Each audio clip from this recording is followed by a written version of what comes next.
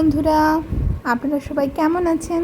Smile with রূপার একটা ছোট্ট ভিডিওতে আপনাদের সবাইকে স্বাগত জানাই।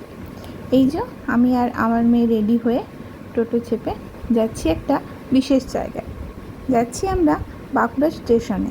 এই যে স্টেশনে পৌঁছে গেছি। আমরা যাব বিষ্ণুপুর মেলা।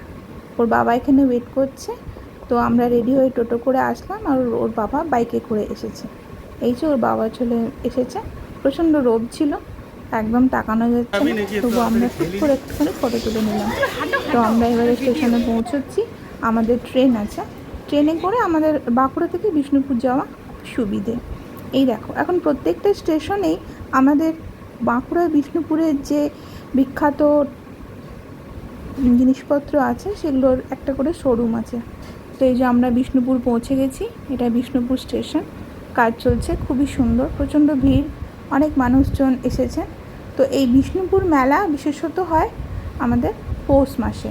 এই যে আমরা বিষ্ণুপুর মেলার গেট, খুবই সুন্দর, ভীষণই সুন্দরভাবে সাজানো হয়েছিল আর দেখতে অসাধারণ লাগছিল।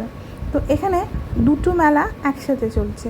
তো এটা হচ্ছে বিষ্ণুপুর মেলা ঢোকার মেন গেট। এটা 36তম বিষ্ণুপুর মেলা। আর বিশেষ আকর্ষণ ছিল এই দিনে অরুণিতা আর পবনদীপের প্রোগ্রাম। তো সেটা দেখার জন্য আমরা এসেছিলাম। তো এসে পরে আমরা একটু টিফিন করে নিচ্ছি।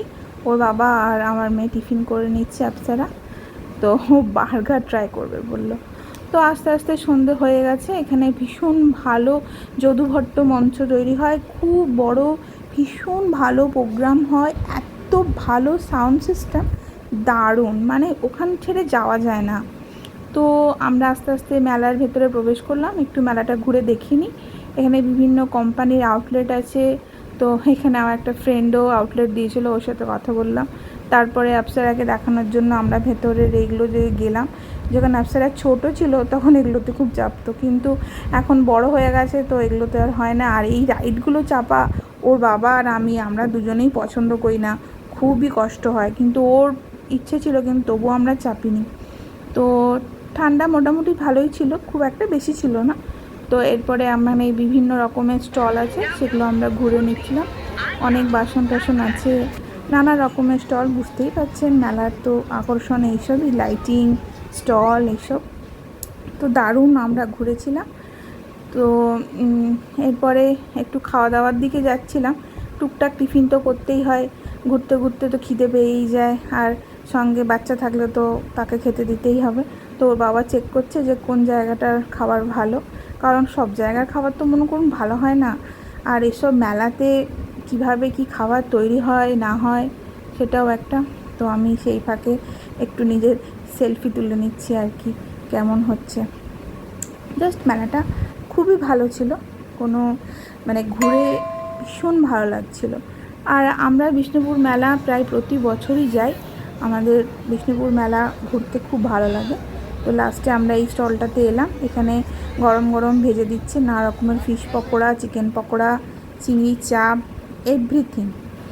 তো দারুণ ছিল। তো এরপরে আমরা আরেকটা মেলার দিকে ঢুকলাম, সেটা ছিল সবলা মেলা। মানে বিষ্ণুপুর মেলার পাশেই আরেকটা গেট দিয়ে সবলা মেলায় যাওয়া যাচ্ছিলো। দুটো মেলা একসাথেই চলছিল।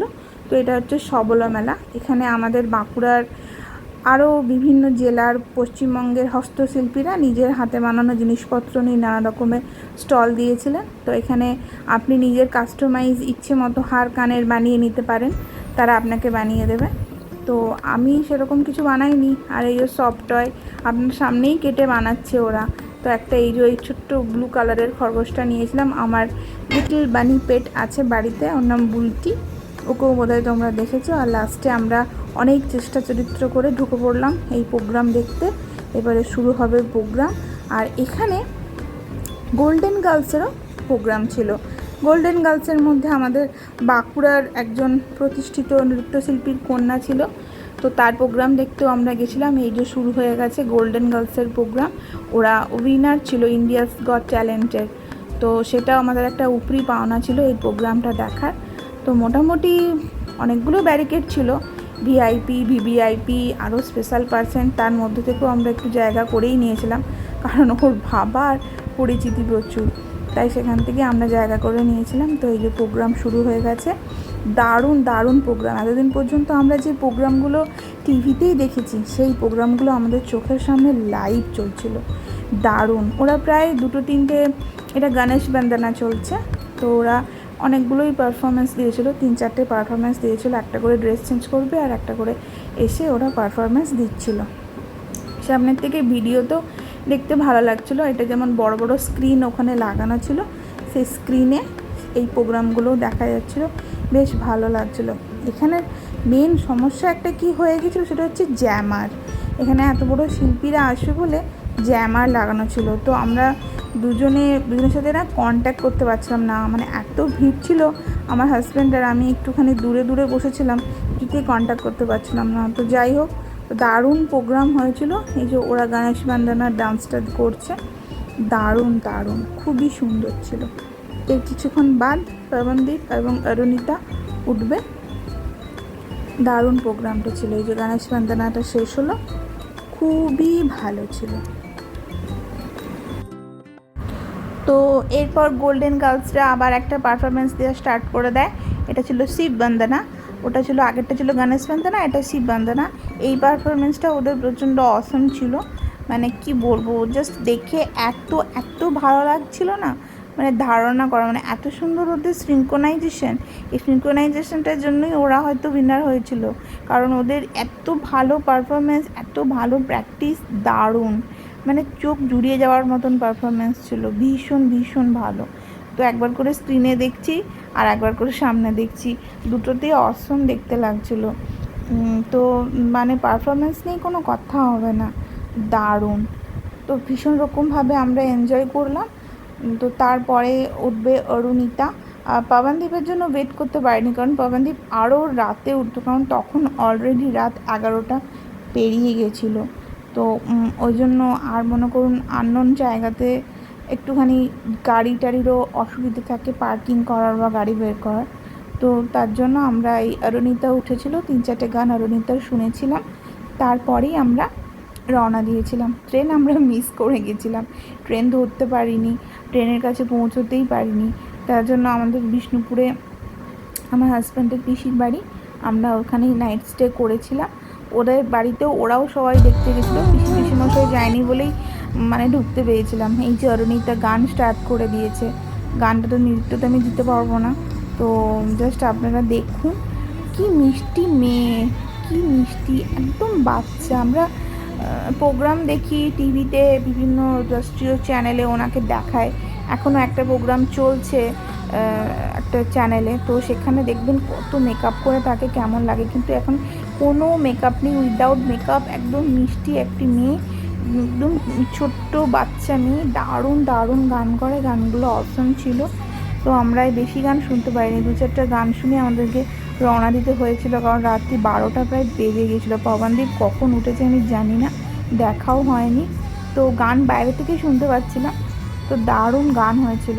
তো এরপরে হচ্ছে নেক্সট ডে। তো এটা হচ্ছে নেক্সট ডে আমরা আমাদের এক পিসির বাড়িতে সেখানে নাইট স্টে করার পর মর্নিংয়ে আবার ট্রেন ধরবো বলে সকাল সকাল বেরিয়ে পড়েছিলাম বাঁকুড়া ফেরত যাব বলে। তো তার আগে আমরা এইখানে যে একটা বিষ্ণুপুরের দেখার জায়গা আছে, এই জায়গাটা ঘুরে এসেছিলাম। তো এই জায়গাটা খুবই সুন্দর, যারা বিষ্ণুপুর ভিজিট করতে চান তারা যেতে পারেন। তো ক্যামেরা অ্যালাউড করছিল না কোনো সিকিউরিটি গার্ডরা, তো আমরা সেভাবে ভেতর থেকে ফটো তুলতে পারিনি, তবে কিছু পিক্স ওদেরকে লুকিয়ে তুলেছি, কিন্তু ভিডিও ক্লিপস তুলতে ওনারা মানা করছিলেন, কারণ এটা তো হেরিটেজ প্লেস। তো আপনারাও যেতে পারেন বিষ্ণুপুর হাজারদুয়ারি। তো দারুণ দারুণ জায়গা ছিল। তো এইভাবেই আমরা বিষ্ণুপুর মেলাটা ঘুরেছিলাম, এনজয় করেছিলাম। যারা চাইছেন বিষ্ণুপুরে আসতে এই মেলা দেখতে, তো এই মেলাটা শীতকালে হয়, তো আপনারা সবাই আসুন, ভিজিট করুন।